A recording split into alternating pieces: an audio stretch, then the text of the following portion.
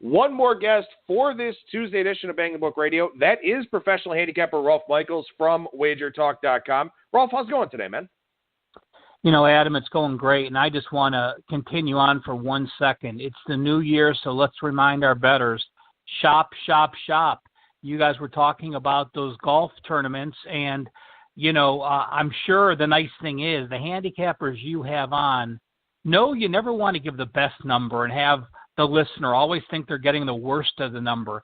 Well, you guys mentioned Jordan Spieth. I've just bet him at 14.5 to 1, and you guys mentioned Poulter at 60 to 1. I just got him at 77 to 1 listening to your show and jumping on board online. So, again, you know, those numbers are out there. You guys give them at a base, but do shop around and make yourself money and do not lose value. Absolutely. A very, very important point here, especially when we're going to talk college basketball, because there is nothing that will piss you off more as a handicapper than those half-point or one-point losses because of a ridiculous foul situation at the end of the game or something like that. Always do what you can to get the best number that's out there at the time that you're able to bet these games or these golf tournaments or whatever else. Yeah, and that doesn't mean to buy points, because we all know if you buy points in the long run, it's going to be a negative because you don't have those common numbers like you do in football. But that doesn't mean you shouldn't shop. If you have the ability to have multiple outlets, make sure you're looking at those and do it. Again, I bet my games early because I think the line's always going to move against me. I have that much confidence. And if I have the best line at the time I can bet and the line moves against me, so be it. I can't be pissed. I don't want to say wait and try to look for a better line later. But whenever you're making your plays, at that point, just make sure you have the best line. And we'll talk about that point in a couple of minutes because it's kind of a corollary point to a listener question that I have that I want to ask you about. But before we get into that, excuse me, the national championship game last night, Clemson, big blowout win, not really what anybody expected. I think saying Clemson could win the game outright wasn't that hot of a take. Clemson winning by 28 points, maybe a little bit hotter of a take than that. But the college football season is wrapped up. You and I talked about it a little bit on Friday, sort of looking back at your season. Now what? What comes next for Rolf Michaels when it comes to college football, and when does that process start? Oh, it starts now. I get into it slow because college basketball is my priority. But when there's times where, let's just face it, if you are always focused on one sport, you can get tunnel vision, you can get brain freeze. So there are times after a long Wednesday or Thursday, those huge cards, you know you got a big card on Saturday, I'll break out some college football work and start looking at teams towards next year. So for me, it's a nice respite in between a lot of college basketball, and it just gives your brain a different mentality. You know, you want to talk about the teams that have been there and done that the last couple of years. Well, for those that do not like this Clemson-Alabama rivalry, you guys stay tuned because the odds are clearly there's going to be a part 5. You know, a couple books that opened up already. The Superbook, the Las Vegas Superbook, opened up Clemson as a 9-5 favorite next year and Alabama 5-2. Everyone else in the country is 12-1 or higher. That would be Ohio State, the next highest. There's a different book, I know Caesars out here opened Alabama the favorite at 2.5-1 and Clemson 4-1. I think those are a little truer odds because Bama's going to be loaded. Bama's clearly the best team next year. Clemson loses so much on their O-line and D-line, having to restructure that line, even with Lawrence at quarterback, they're going to be in for a little more of a struggle. But when I say struggle, it still probably means undefeated. No one's going to give them competition in the ACC, and they very likely will be back in the playoffs again. So the other teams at under 20-1 for next year, Ohio State, Michigan, Georgia, and Oklahoma. Well, what have you done for me lately? The surprise then, Texas and Nebraska, the next two highest teams, two up-and-coming teams that we know with Tom Herman and Scott Frost are headed in the right direction. Nebraska's a really interesting one because nobody's really been able to separate in the Big Ten West. I mean, I guess you could say Wisconsin has, but I mean, Northwestern's a team that's won 10 games a few times in recent seasons. And, you know, Iowa always winds up having a pretty solid campaign under Kirk Ferentz. The fact that Nebraska's up that high, certainly interesting to me. But I got to say, I mean, look, it is very likely that we get Clemson and Alabama part 5 next year and part 4 for the title. But when everybody else is 12-1 or higher, there's a couple of value teams there. I mean, maybe Ohio State is one of them. Obviously we'll see what happens with Justin Fields and if he's eligible right away. But man, I got to think Georgia's not a real bad look there at 12-1.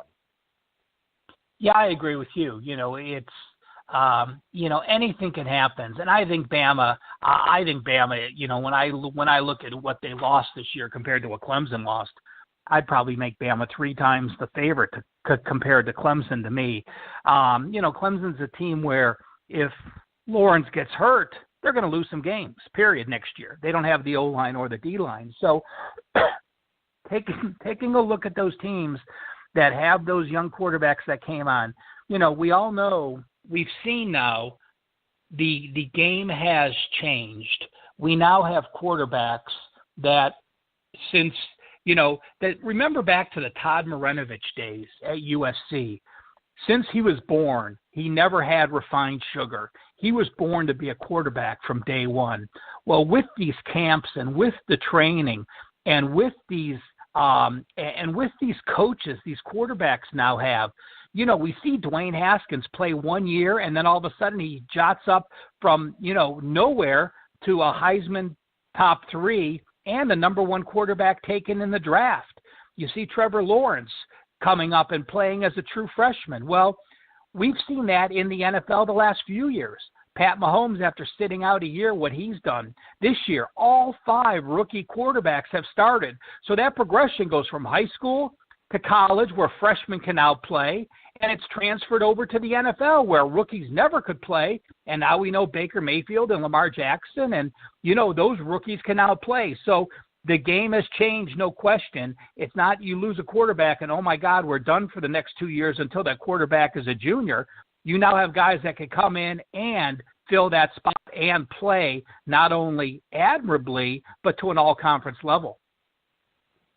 So in terms of getting your, 2019 college football prep work done, even though they call that the 2019 national championship game, which is a massive pet peeve of mine, what are you doing? Are you just going off of your end-of-season power ratings? Are you just kind of doing research right now? What is, when you say you're working on college football, what does that entail?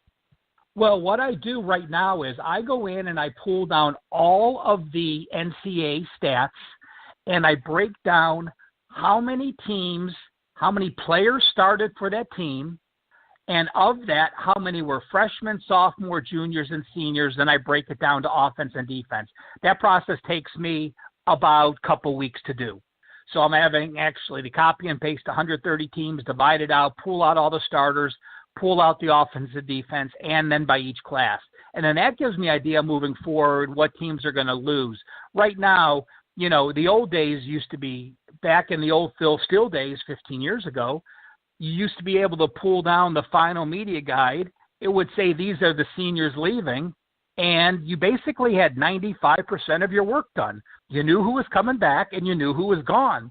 Well, we know times have changed with transfers and people moving out and, people leaving early.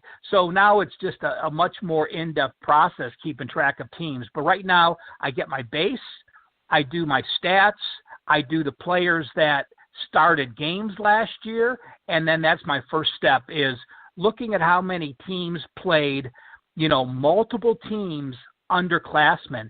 The last couple years I've done this report, and it's my underclassmen report. Washington a few years ago, when they made their big jump up, they were the number 1 team in the country with underclassmen starts the year before. And Texas last year was the number 1 team in the country with underclassmen starts. So when you have one of those teams headed in the right direction and the majority of their games were started by underclassmen, those are the kind of teams I look for to make the big step up. All right, so we'll transition here into this listener question that I got, and this comes from one of our listeners, Josh, and he said here that, he listened last Friday when you and I talked about, what you did well, what you feel you could improve on from a college football standpoint, and, you mentioned sticking with teams where, you felt like you had some value on them, felt like you had a good thought on them, and then coming back to them, even if they didn't come through for you that previous week. So the question here from Josh is basically, when is it okay to admit that your model or your thinking may just be wrong? At what point do you feel like it's time to back off of that position? Well, I would say after a second bad beat. The difference what Josh is asking and what we talked about is if you had a blown call and lost a game, or you maybe had an injury and it cost you a game and you want to go back to a team, that's fine.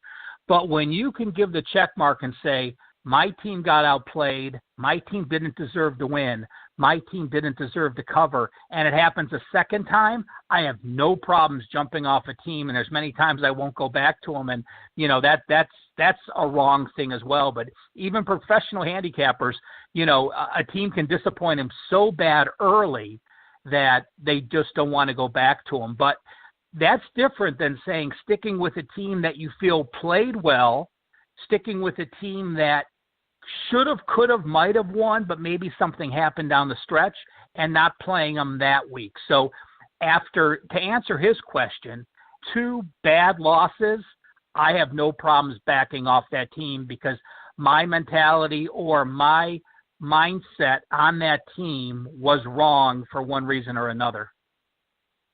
Well, I think that, we can look even at last night's game in a vacuum.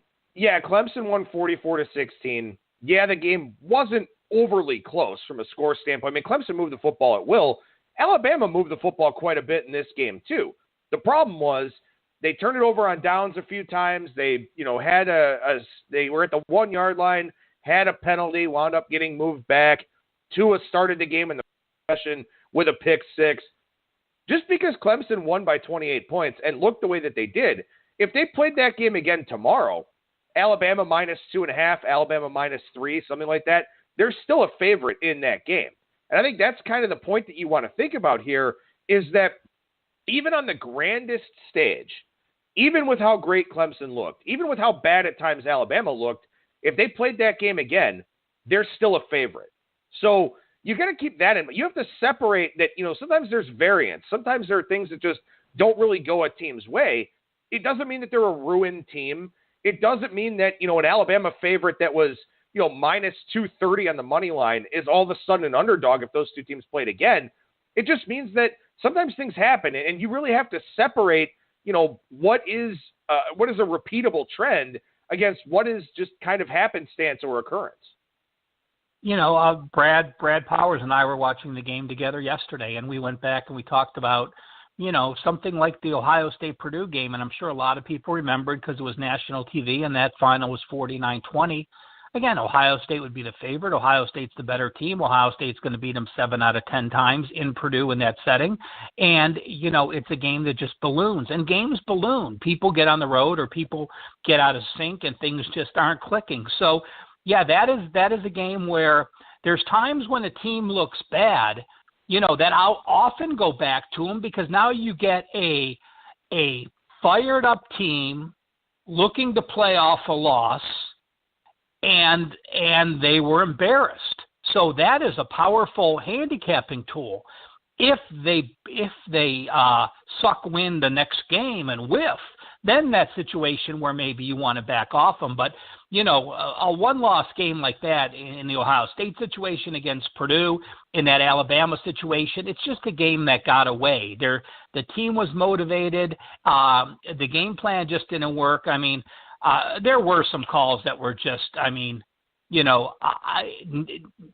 think Nick Saban probably had a mini stroke on the sideline, because when they were going to run the fake field goal, and Clemson is in a prevent defense with 8 guys lined up within a yard, and you're going to have the snapper run the ball and the kicker be the lead blocker, what are you thinking? But, again, it's part of the game and it happens. Well, and I think what Josh's question really stems from, and I know this is the most difficult thing of the handicapping and betting process for me. I mean, I do a lot of, obviously everybody knows, I do a lot of stuff for Bang the Book. I'm covering a lot of different sports. time management sometimes can be a thing, and even to some degree, burnout can be a thing. But still, the most difficult thing for me in this betting or handicapping process is confidence. It is a crisis of confidence because you are invariably, and I know that I'm saying you, I'm speaking to you, but also, I mean, the overall you are going to run into a patch of bad variance. You're going to run into a patch where you can't buy a winner. It's just not going to happen. And confidence is, I think, one of the hardest things to consistently have in this business because, all of us have high expectations. All of us have high standards. There's a competitive nature to betting, whether you want to beat other people in a contest format, you want to beat the books, you want to prove you're smarter or you're more knowledgeable or whatever else. There's a lot at stake here outside of just money from an emotional standpoint. And I think that crisis of confidence is the hardest thing about this business. And I think that's kind of what that question stems from is, having confidence in your numbers and in your process, even when things aren't going your way. Well, the thing about the confidence is it's hard to be confident early in the year off a bad loss because, there's numbers out there at the beginning of the season, but I don't worry about what others have.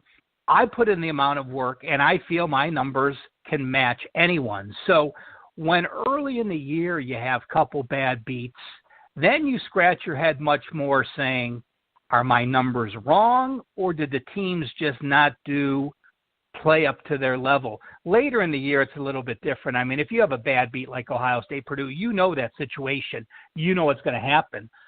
But the first 2 or 3 weeks before they get to conference play, I completely agree with you. That's when it's tough to say, if you're having a bad week, what happens to your numbers the next week? Do you start to go back and say, well, I'm going to cut the difference between my numbers and Joe Public's numbers because maybe I was off? Or do you say, I'm going to stick with my numbers because I'm confident this was just an anomaly or these teams underachieved compared to what I thought they would do, or the opposition overachieved. So, that's the question mark especially. And, like you said, it's clearly is. Everyone has an ego in the business. I mean, it's tough not to because your job is to put out winners. But even when you go, I had some incredible weeks this year, and I'm on an incredible football run now. Even when you're going 15-1 in a 2-week period, if those next couple games you left off one, you're like, I should have used 2 more games. And it seems, when it's going well, those games might be winning. Or if it's going well, you might have left off a couple losers. And when it's going poorly, like you said, you have 8 games in the mix and you use 4 for your customers or 4 for a contest, and you go 0-4 and the other teams went 3-1 and you go, wow, I could have gone 3-5 instead of 0-4 or 1-3. So it's by far the toughest thing you do. And it just goes, to me, it's this. If you put in the due diligence and if you put in your work and your numbers have worked in the past, you stick with your numbers. If you're a first-year handicapper and your numbers are struggling, well, then yes, maybe you do go a little more towards the median and see why you're off on this team and make adjustments. So, the level of experience and previous success you had makes it so much easier to be confident with your numbers going into the next season. Yeah, and I think that's, a lot of this industry is about perspective. It's about understanding what being successful is. I mean, if you're, beating the closing line, if you're hitting 55, 56%, that's really successful. And in a lot of businesses, and even if you think back to, being in school, if you got 56% on a test, your parents grounded you, you couldn't use the phone, you couldn't use the internet, whatever. We're inclined to think. And the internet, we're showing our age difference. When my parents grounded me, I just couldn't, watch my black and white TV. Okay, so Rolf couldn't use his tin can phone, but it's one of those things where we've just always been. It's always been drilled into us that anything below this ridiculous success rate is not good enough, and you have to understand that the sliding scale in betting is so much different. And I think people have a hard time wrapping their heads around that. I think they have a hard time wrapping their heads around not chasing. And I think this segues really well into college football being done and getting into college basketball, because we've got 4 NFL games this weekend, 2 next weekend, then the Super Bowl. We've got the NBA still going on in the NHL, but a lot of people are going to shift their focus to college basketball right now, and a lot of those people haven't been paying much attention to college basketball thus far. So this is a very dangerous time of year for a lot of handicappers that don't have that perspective or have too much of an ego. Yeah, it's now where Joe Public starts looking at records and not how strong a team is. And, people think a winning record means that you were a good non-conference team, and a losing record means you were a bad non-conference team. And you and I and our listeners know, that's the farthest from the difference, farthest from the truth, because with the strength of schedule and with 353 teams, any team, let's say any group of 5 or any Power 5 or any of the major, when you're talking basketball, I add the American in there, and any of those conferences in college basketball can schedule a winning non-conference season. Anyone, even the worst team in the Big Ten, if they want to have a 10-2 non-conference record, they can do so by scheduling accordingly. So that's what people have to remember, is that there's so much variance with the strength of schedule. Your home games, again, we talked about Duke. Duke has yet to play a road game. It's January 8th, and they have yet to play a true road game this year. So, yeah, you're 12-1, and you're going to Wake Forest tonight, but that's the first time you've ever played in a hostile environment. So, that's a little different of a scenario. But then you do have some teams that have played, monster non-conference schedules and are still that good. Michigan State comes to example. Kansas has played the number 1 schedule down to 12-2. They have some injuries. Yeah, well, they're a legit good team. So, I'm going to take it a step further. And one thing I really look at now, as much as records, and this is a little more of a deep dive, but tempo changes so much from non-conference to conference. The translation in and we've talked about this. You have some teams in the SEC that score 50 points in their non-conference games, get into conference play, and score single digits or score 13 or 17 points because they're now facing SEC defenses that face them every year, that know their personnel, that know their tendencies. Well, you have a team like Michigan State. We know Michigan State has been a very slow team, but you look back in their last 5 games, they're averaging almost 90 points a game, and right now their adjusted tempo is 73. That's very high. You look back at last year where they finished, they were 234. So those are the kinds of situations that you look at where perhaps Izzo has let his team run a little bit more. Yes, I think they'll be a little more up tempo this year now that they have Cassius Winston at point guard, and Dennis McQuaid is also a guy who can handle the ball very well, and they are a little more up tempo. But so not only do you have to look at records, but it's very, very important to look at tempo if you're going to look at totals as well. Now, something else I wanted to ask you about here, and we've had Brent, the head risk manager at DSI Sportsbook, on the show pretty much every week here throughout the football season, and he's kind of, in passing, made some comments sort of lamenting the amount of work that goes into college basketball and college basketball risk management with a ton of games on the board, and how relatively meager the returns are because the handles are so low on these games. Well, that dynamic changes a little bit now because you've got people that maybe they had a good college football season and they want to try and double and triple their bankroll by playing college basketball, or they didn't have a great college football season, still have money left to burn. They're going to go and play college basketball. So the market dynamics change a little bit now in that these games, especially the marquee ones, will start to see larger betting handles, will start to see more investment.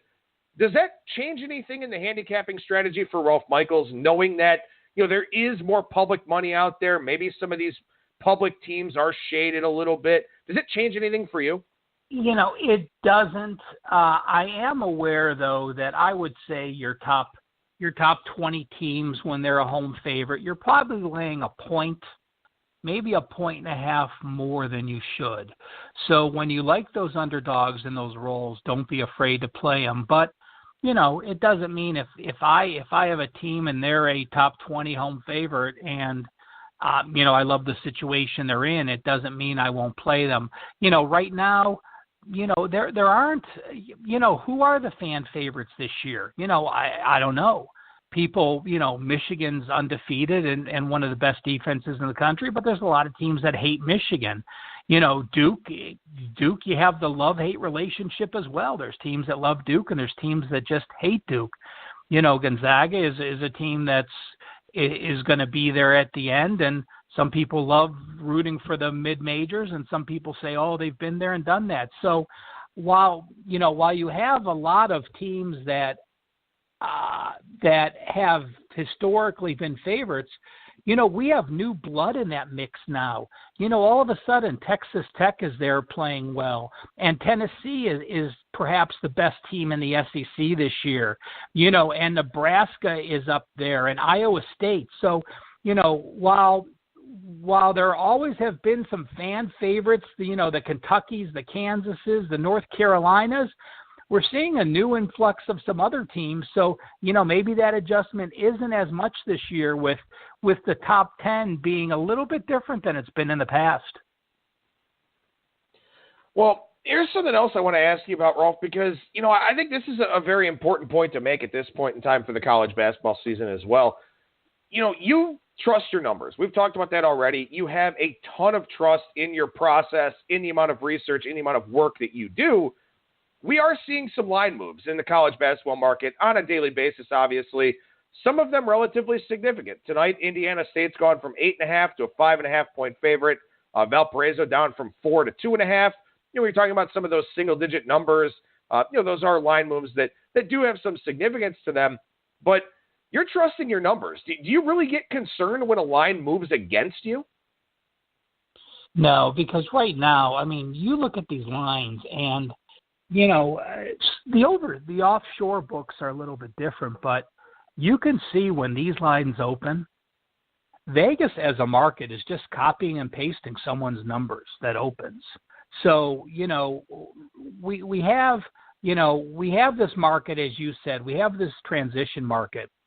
And there's a lot of syndicate groups. Yes, they're still out there. Yeah, it's not as if though they win 80%, but they bet a lot of money when they're looking at a certain number, and a lot of times they buy back numbers when the lines move, but they know they can move the lines. So they do manipulate the market.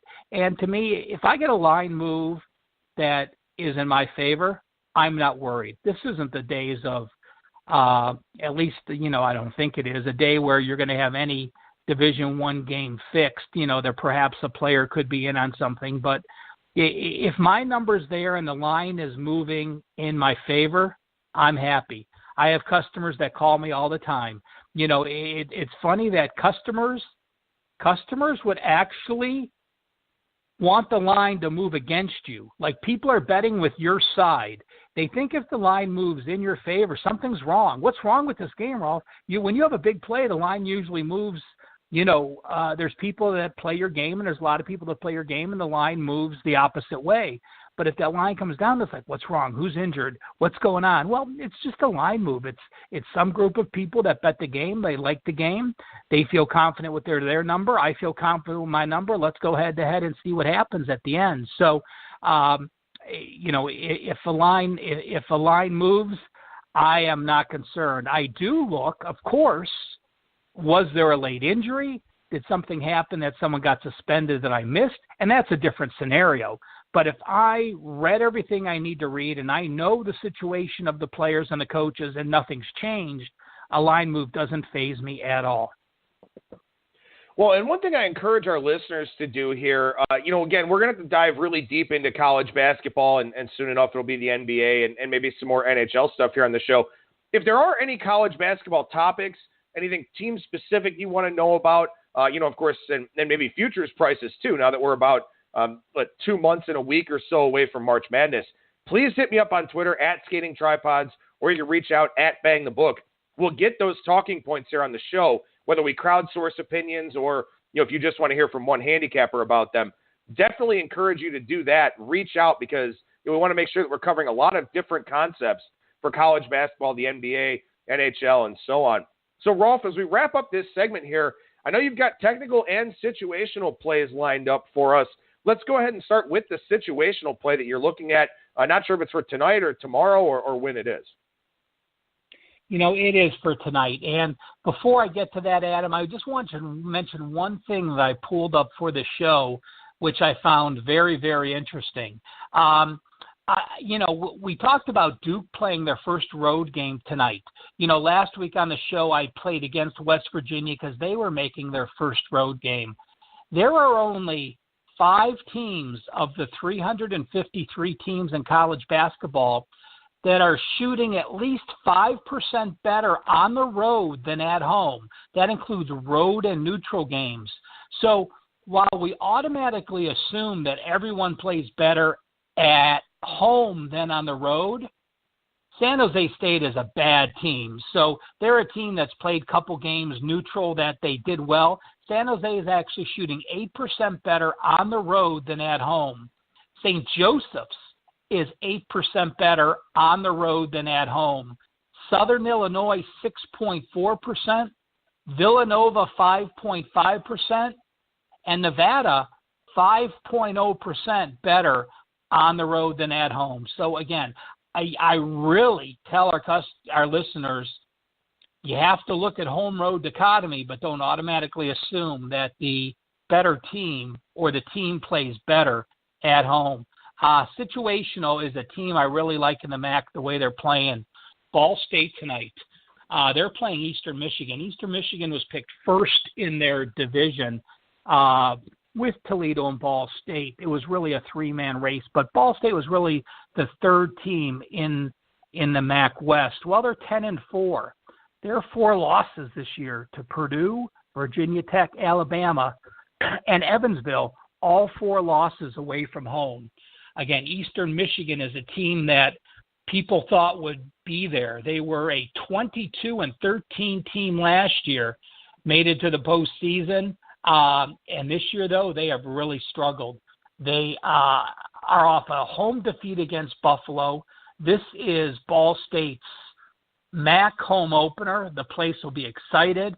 Eastern Michigan, effective field goal percentage on offense, number 333.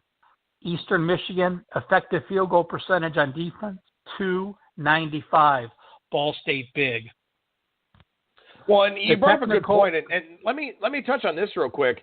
Ball State, with that home opener in the MAC, getting back into MAC play a little bit, it's time where home court advantages have to go back to normal because the students are starting to come back for the next semester. Oh, absolutely. We know it's conference play. We know we're back into the mix, and the student sections are there, and the real fans are there. During the holidays, you have a lot of people that are traveling that stay away, and those fans that have a solid base. Houston's one that I played on them Sunday, and they were hosting Memphis. Well, Houston has a newer arena, a couple years old, and they sold out against Memphis on a Sunday afternoon. It's a situation that you have to look out when teams sell out their games. Those coaches are well aware of that. And Sampson talked about it. He said, he asked when he thought his fan base truly believed in him. The Cougars were one of 3 undefeated teams this year. And he said, when we sold out against NJIT, he said, when you have those 4-letter schools come in and you still sell out, your fan base believes in you. Yeah, if you have an SEC team coming in, you're going to sell out. But when you have New Jersey Institute of Technology come in and you sell out, that's when your fans believe. Well, it was sold out against Memphis. It was a nice home court edge, and they took advantage. And teams especially that play defense thrive on that type of home court edge. The situational, the technical. Sorry. No, I was going to say, go ahead with your technical play. The technical play is a system, and we talk about angles a lot, and there's some angles that are good, and teams could be 12-0 or 13-0, but those are team-specific angles. This is actually a situation that goes back all the way to 2007, and it's 40.3%. So we're talking about gambling, and if you could find a system that has 300 plays over the last 11 years and it's hit 60%, those are the types you want to look at. Well, this one has two parts to it, so it's not as simple as just saying this and this. If a team lost by 30 or more 2 games ago, and then they won their last game as a dog or a small favorite, so you're off a bad blowout loss, now you either pulled the upset or you're in a battle for a team and you won that game, the following game you're only 122, 181 with 4 ties. That's a 40.3% win mark or a 59.6 play against. The situation is Indiana State. Indiana State lost to Loyola by 35 points 2 games ago. They beat Bradley as a 3.5-point favorite in their last game. Now they're a 6-point favorite to Missouri State. So this system is a 59.7 play on Missouri State plus the 6 against Indiana State tonight. Rolf Michaels, professional handicapper over at wagertalk.com. What's going on over there right now, Rolf? You know what? If anyone is interested, I have my second 5% play of the college basketball season up today. It's $2 at Wager Talk. So clean and simple. If you ever wanted to try my top play and only second top play of the entire college basketball season, go to Wager Talk. Right on the front page, you're going to see Cal Sports is the $2 Tuesday capper. A 5% totals play tonight in college hoops, $2. Well, and of course, make sure that you follow Rolf on Twitter as well, at CalSportsLV. Lots of great information being shared over there. Rolf Michaels, WagerTalk.com. Today's Tuesday $2 handicapper over there at Wager Talk. Thank you so much for the time, man. We appreciate it. We'll talk to you again next week. Thanks, bud. Talk to you.